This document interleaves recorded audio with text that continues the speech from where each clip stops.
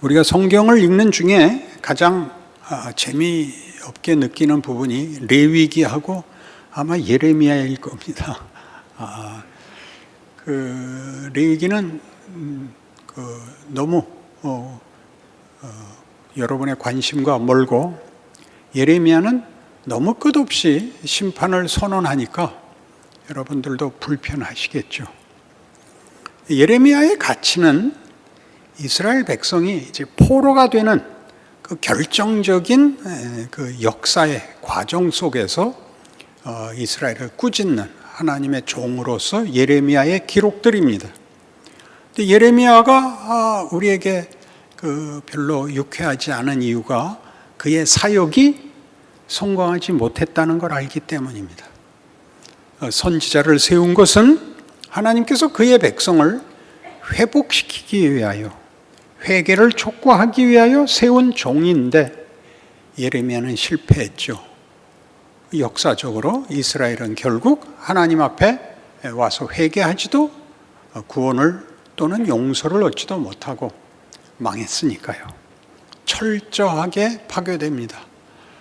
이스라엘을 이스라엘 되게 했던 세 가지 기둥들이 다 무너지죠. 왕, 성전, 약속들이 다 무너지고 이방 나라에 모두가 포로가 되어 이스라엘이라는 나라 자체가, 남북 왕조 전체가 이렇게 속국이 되고 괴멸되고, 이스라엘 백성은 바벨론에서 70년간 종살이를 하는 중에 자기네 나라 말까지 다 잊게 됩니다. 이 예레미야의 그 고된 사역에 우리가 볼 수 있는 것은 그가 자기의 사역을 충분히 이해하고 이스라엘의 회개를 촉구하는 사명을 눈물로 호소하고 몸부림치고 어느 선지자보다도 열심히 자기의 사명을 다했다는 것을 우리가 알고 있습니다. 그러나 그는 실패한 것이지요. 하나님께서 이스라엘의 회개를 촉구하셨고 이스라엘은 회개하지 않았습니다. 그러자 하나님은 그들을 바벨론에 넘기셨습니다. 하나님과 이스라엘 갈등 사이에서 예레미야의 사역은 어떤 가치가 있는가? 이렇게 우리가 물어봐야 됩니다. 그는 실패한 선지자입니다. 그러면 그냥 잊혀져야 되는 거 아닌가요? 선지자로서 그의 사명, 그의 사역이 효과가 없었다면, 결과를 만들지 못했다면, 무엇 때문에 성경이 이토록 많은 분량의 예레미야는 대선지자로 그 자리를, 증언을 차지하고 있을까요? 이것이 예레미야서를 읽는 현대 모든 독자들이 관심을 가져야 할 부분인 것입니다. 이스라엘의 실패는 예레미야의 호소와 하나님의 그 애끓는 심정에도 불구하고 실패된 결과를 만들므로써 우리 모두를 실망시키고 또 우리로 하여금 이 역사를 우리는 돌아보기도 싫고 간단한 결론을 우리 마음에 깊이 간직하는 반면 교사가 되었을진정 그 가치가 성경이 요구하는 깊이까지 못 들어오는 그런 현실이기도 합니다. 이스라엘은 왜 그랬어? 회개하면 됐잖아 라는 우리의 반응에 대하여 이 역사의 놀라움은 요시야의 종교 개혁에도 불구하고 하나님이 타협하지 않으셨다는 사실에 있습니다. 요시야는 철저히 종교 개혁을 시행하고 모든 우상을 없애고 모든 산당을 헐고 율법을 다시 낭독하고 모든 절기를 지키고 하는 놀라운 종교 개혁을 일으켰으나 하나님이 이렇게 말하자면 쉽게 회개하고 용서하고 라는 우리가 좋아하는 등식으로 끝내지 않으시고 당신의 이름이 모욕을 당하는 역사를 감수하십니다. 그러니까 그런 우리가 알고 있는, 쉽게 이해하고 있는 회개로 끝나지 않는다라고 얘기하는 것은 하나님의 분노가 크다는 얘기가 아니라 하나님이 우리에게 요구하시는 결과와 과정이 우리의 생각보다 다르다, 크다, 깊다, 놀랍다, 이렇게 깨우치라고 예레미야서가 있는 것입니다. 우리는 예수를 믿으면 쉽게 가곤 합니다. 여러분들이 구원받았을 때 부흥시대마다 일어나는 이 놀라운 기적들 때문에 그럴 것입니다. 어느 날 뜻밖의 곳에서 뜻밖의 회심과 뜻밖의 기적을 만나곤 합니다. 하나님의 자녀들이 하루에도 몇만 명씩 생기는 놀라운 일들이 지난 30년간 한국교회에 있었습니다. 놀라운 일들이었죠. 동일한 신앙 고백과 찬송과 기도와 그리고 서로 하나된 마음으로 반가워했습니다. 제가 가끔 가는 기도원도 그 옛날에는 가면 기도원에 온 사람들끼리는 신분과 이름에 상관없이 반가워했습니다. 그리고 자신의 감동을 다 털어놨습니다. 자기의 죄를 낱낱이 고백하고 그 감동을 함께 나누며 눈물을 짓곤 했습니다. 지금은 서로 절대 눈을 마주치지 않습니다. 코로나 때문이 아니라 그 이전에 이미 그 현상이 나타났습니다. 모두 스스로를 감추고 사람 만나는 것을 기피하고 자기를 알아보는 것을 원치 않습니다. 왜 그럴까요? 우리가 누렸던 그 감동이 우리의 인생을 다 해결해 주지 않았고 우리가 기대했던 하나님의 응답으로서 우리에게 결과되지 않았기 때문입니다. 이게 현실입니다. 한국교회가 한국 인구의 25%가 신자다라고 큰 소리를 쳤던 그 시대에서 30년 만에 지금은 기독교인이라는 얘기를 아무 데서도 안 하고 기독교에 관한 것을 대중 앞에서 밝히려고 들지 않는, 서로 숨기는 현실이 되었습니다. 그것은 무슨 신앙의 어떤 크기나 진정성의 문제가 아니라 우리 모든 그 감격과 그 경험과 그 진심과 그 소원을 갖고 있음에도 불구하고 우리가 겪게 된 부흥 이후, 감격 이후, 기적 이후의 실망 때문입니다. 그런데 성경은 그것을 긍정적으로 이해하라고 성경의 이스라엘 역사에 못 박아 놓고 있습니다. 요시야의 회개, 개혁으로 타협하지 않고 그것으로는 내가 원하는 결과에 못 미친다. 그런 것 갖고는 한 번 울고 통곡하고 죄를 나열하고 용서를 구하는 그런 식으로는 못 넘어간다. 이것은 겪어야 된다. 절망을, 비극을, 참담한 현실을 넘어서야 된다라고 하나님은 이스라엘 역사에다가 묶어 놓으셨습니다.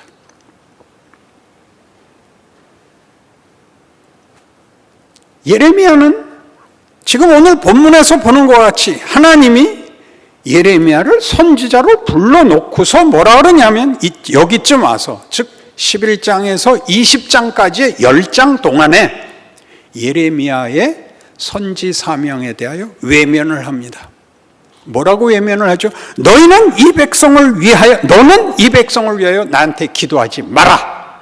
그들의 회개를 촉구하지 마라. 나는 용서하지 않겠다. 선지자를 세웠다는 것은 처음에도 얘기한 것 같이 하나님이 이스라엘에 대하여, 그의 백성에 대하여 기대와 약속을 포기하지 않으셨다는 중요한 증거였는데, 그에게 내린 명령은 이 백성을 위하여 기도하지 말라는, 그를 불러 하나님의 종으로 삼은 우리가 알고 있는 명분과 책임과 반하는 뜻밖의 명령으로 이어집니다. 그것은 하나님만 속상한 결정이 아니라 예레미야 자신에 대해서도 속상한 그 마음의 진심인데, 20장에 가시면, 예레미야 20장에 가시면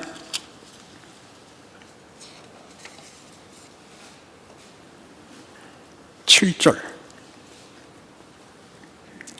여호와여, 주께서 나를 권유하심으로 내가 그 권유를 받아 싸우며 주께서 나보다 강하사 이기셨으므로 내가 조롱거리가 되니 사람마다 종일토록 나를 조롱하나이다.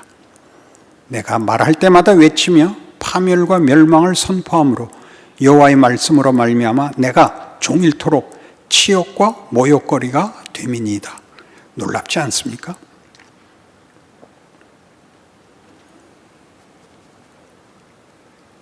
우리말 번역은 완곡하게 되어서 여호와여 주께서 나를 권유하심으로 내가 그 권유를 받아 싸우며 주께서 나보다 강하사 이기셨으므로 내가 종이 되었습니다. 이렇게 되어 있는데 원문은 조금 더 강합니다. 여호와여 주께서 나를 속이셨으므로 내가 속았습니다. 나를 종으로 불러놓고 아무 결과도 허락하지 않으셨습니다. 나는 내가 받은 사역을 하는 중에 아무의 회개도 아무의 환대도 받지 못하고 오히려 그들 앞에 내가 하나님의 회개를 촉구했다는 이유 때문에 구원을 위하여 책임 있는 결과를 가지라는 요구 때문에 나는 그들에게 조롱거리가 되었습니다. 그리고 실제로 예레미야는 그들 손에 죽습니다.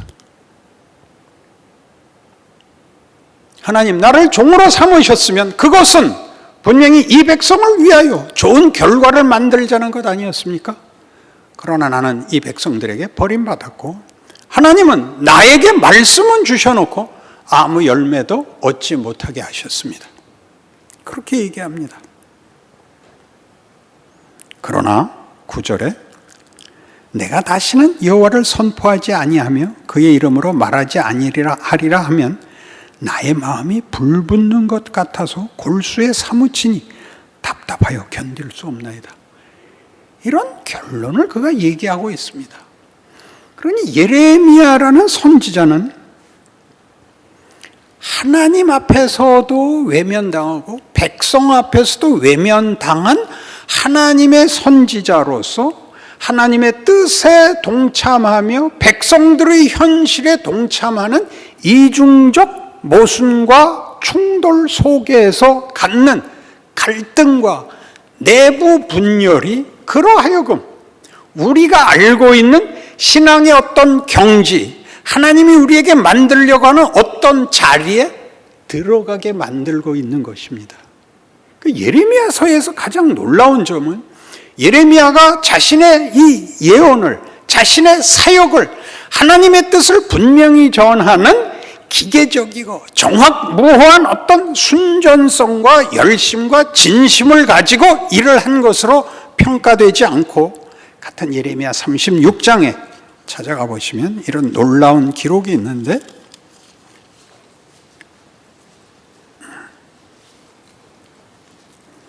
36장 1절입니다. 유다의 요시야 왕의 아들 여호야김 제4년에 여호와께로부터 예레미야에게 말씀이 임하니라. 이르시되 너는 두루마리 책을 가져다가 내가 네게 말하던 날 곧 요시야의 날부터 오늘까지 이스라엘과 유다와 모든 나라에 대하여 내가 네게 일러준 모든 말을 거기 기록하라. 유다 가문이 내가 그들에게 내리려 한 모든 재난을 듣고 각기 악한 길에서 돌이키리니 그리하면 내가 그 악과 죄를 용서하리라 하시니라. 말하자면 이게 여호야김 4년 유다 왕의 아들, 그렇죠? 요시야의 아들. 요시야는 609년에 바로 느고와 싸우러 나가서 무기또에서 죽어버렸습니다.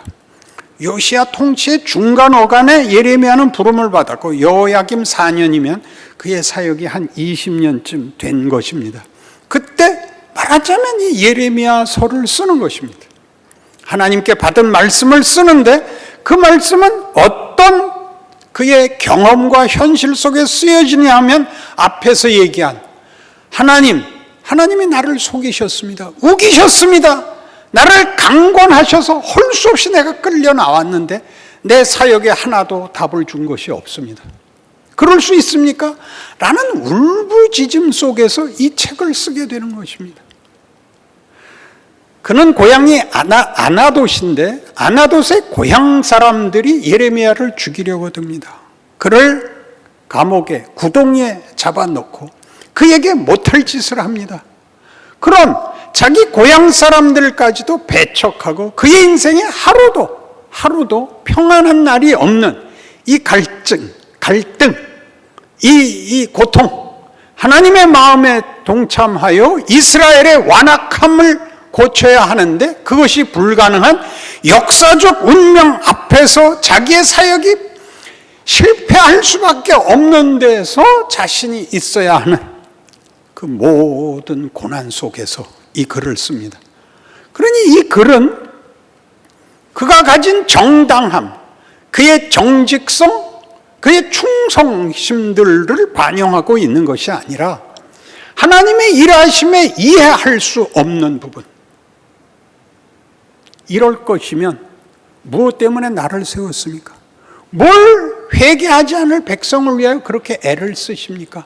그냥 확 죽여버리십시오 라는 마음, 반발. 그리고 이 백성의 한 사람으로서 자기 백성을 위하여 목숨까지 내어놓을 수 있는 그 어떤 정체성의 한 책임으로서 하나님 앞에 회개해야 되고 돌아와야 되고 구원의 길이 이것밖에 없다는 걸 아는 한 백성으로서 자기의 백성들의 완악함과 배반에 대하여 분노하고 슬퍼하는 마음을 타협시킬 수 없는 그 자리에서 예레미야는 죽어나는 것입니다. 뭘 하죠? 예레미야, 그럼 무슨 선지자라 그럽니까? 눈물의 선지자라 그럽니다. 그게 우리 예전에 제가 어려서 크던 시절에는 우는 게 무슨 굉장히 그 진정성과 열심의 어떤 정점을 얘기하는 걸로 알았어요. 우는 것이 최선인 걸로. 우는 건 최선이 아니라 죽을 수도 없는 자리에서의 원망과 분노입니다. 해결이 없는 자리에 선 자가 할 수 있는 유일한 행동이 눈물입니다. 우는 겁니다. 성경이 왜 우는 얘기를 하죠? 우리의 기대와 한계를 넘어나는 하나님의 일하심을 담아내고 있는 것입니다. 그러니 지금 우리가 가지는 최고의 소원이 뭐냐 하면 걱정하지 않아도 되는 인생을 주시옵소서가 되고 말았잖아요. 부흥시대를 왜 사모하는 거예요? 그땐 좋았거든요. 그때 또 경제 성장하고도 맞물려 있어서 어떻게 헌금도 많이 했는지, 왜 그 많은 교회들이 사고가 나고 있는지 아세요? 재정 사고가 목사님이 횡령을 한 게 아니라 계획하지 않았던 헌금이 들어와서요. 미처 재정 무슨 를 제대로 기입하고 어떻게 정산할 틈이 없었어요. 너무 많이 들어와서. 이름을 늘 대면 알만한 교회 목사님은 이렇게 얘기했어요. 우리들이 가서 큰 교회고 재정 지원이 넉넉한 교회라서 이것 좀 도와주세요, 저것 좀 도와주세요 그랬더니 이렇게 말했어요. 3억 이하의 건은 갖고 들어오지 마 그랬어요. 그땐 그랬다고요. 그때 우리들의 신앙은 뭉게구름이 피어나듯이, 솜사탕이 불어나듯이, 강물이 불어나듯이 마음껏 커졌어요. 그러나 내적 실력, 하나님이 우리에게 만들고 싶어 했던 것들은 그때는 만들 틈이 없었어요. 너무 헌금이 많이 들어와서 다 일일이 기록할 수 없었던 것 같이. 그때 이렇게 많이 들어온 돈 어디다 썼을까? 나 몰라. 나 저기에다가 선교 학교 세우고 저 어느 나라에다 교회 세웠잖아, 학교 세웠잖아. 그렇게 다 계산을 못 해냈다고요. 그랬던 시절이 있어요. 그러나 지금은 다르죠. 지금은 이스라엘이 멸망하는 역사예요. 요시아의 종교 개혁으로 만족하지 않으셨다니까요. 그렇게 우리가 아는 방법에 최선을 다한 정도보다 높은 어떤 것을 위하여 하나님은 이스라엘에게 절망을 명하시고 멸망을 명하시고 그리고 실제로 죽으라고 하는 거예요. 하나님 앞에 제대로 예배도 드릴 수 없고 이방 신들 앞에 억지로 불려나가고 모욕을 당하는 경지까지 하나님이 끌어내셨다고요. 예레미야 선지자의 사명이에요. 현실이에요. 그는 그렇게 기대하지 않았어요. 그러나 현실이 그렇게 됐죠. 예레미야 1장에 그의 소명에 관한 얘기가 나오는데 시작이 매우 의미심장합니다. 예레미야는 어떻게 부르심을 받았을까요? 예레미야 1장 1절입니다. 베냐민 땅 아나돗의 제사장들 중 hil기야의 아들 예레미야의 말이라. 아론의 아들 유다왕 요시아가 아몬의 아들 유다왕 요시아가 다스린 지 13년에 여호와의 말씀이 예레미야에게 임하였고 요시아의 아들 유다왕 여호야김 시대부터 요시아의 아들 유다왕 시드기야의 11년 말까지 곧 5월에 예루살렘이 사로잡혀 가기까지 임하니라. 여호와의 말씀이 내게 임하니라. 이르시되 내가 너를 모태에 짓기 전에 너를 알았고 네가 배에서 나오기 전에 너를 성별하였고 너를 여러 나라의 선지자로 세웠노라 하시기로 내가 이르되 슬프도소이다 주 여호와여 보소서 나는 아이라 말할 줄 알지 못하나이다 하니 여호와께서 내게 이르시되 너는 아이라 말하지 말고 내가 너를 누구에게 보내든지 너는 가며 내가 네게 무엇을 명령하든지 너는 말할지니라. 너는 그들 때문에 두려워하지 말라. 내가 너와 함께하여 너를 구원하리라. 나 여호와의 말이니라 하시고 여호와께서 그의 손을 내밀어 내 입에 대시며 여호와께서 내게 이르시되 보라 내가 내 말을 네 입에 두었노라. 보라 내가 오늘 너를 여러 나라와 여러 왕국에 세워 네가 그것들을 뽑고 파괴하며 파멸하고 넘어뜨리며 건설하고 심게 하였느니라 하시니라. 예레미야라는 그 이름은 그 영어 표현에 아주 적당한 단어가 있어요. 캐스팅이라는 뜻이에요. 캐스팅. 부셔버리고 박살내고 그리고 들어올리고 이 서로 반대의 뜻이 거기에 들어있습니다. 우리는 중요한 드라마의 역할의 배우를 뽑는 것도 캐스팅이라고 합니다. 그러죠? 그리고 무엇을 주사위를 집어 던지는 것을 캐스팅이라고 합니다. 뭘 집어 던져서 부수는 것도 캐스팅이고 뭘 어느 자리에 올려 세우는 것도 캐스팅입니다. 예레미야는 그 일로 보냄을 받습니다. 그러나 그는 얘기합니다. 나는 그럴 만한 실력이 없습니다. 그래서 하나님께서 넌 걱정하지 마라. 그건 내가 할 일이다. 너는 내가 보내는 곳에 가고 내가 주는 말로 네 사명을 감당해야 된다. 이렇게 됩니다. 그래서 그는 나라들을 무너뜨리기도 하고 세우기도 하는 일에서 하필 자기 조국을 무너뜨리는 일을 맡죠. 바벨론이 마치 모든 나라의 주인인 것 같고 바벨론이 섬기던 신이 이스라엘이 섬기는 여호와보다 더 큰 신인 것 같은 이 하나님의 선지자로서 감당할 수 없는 일에 세움을 받는 것입니다. 그러니 그의 생애가 얼마나 그에게 혹독했겠습니까?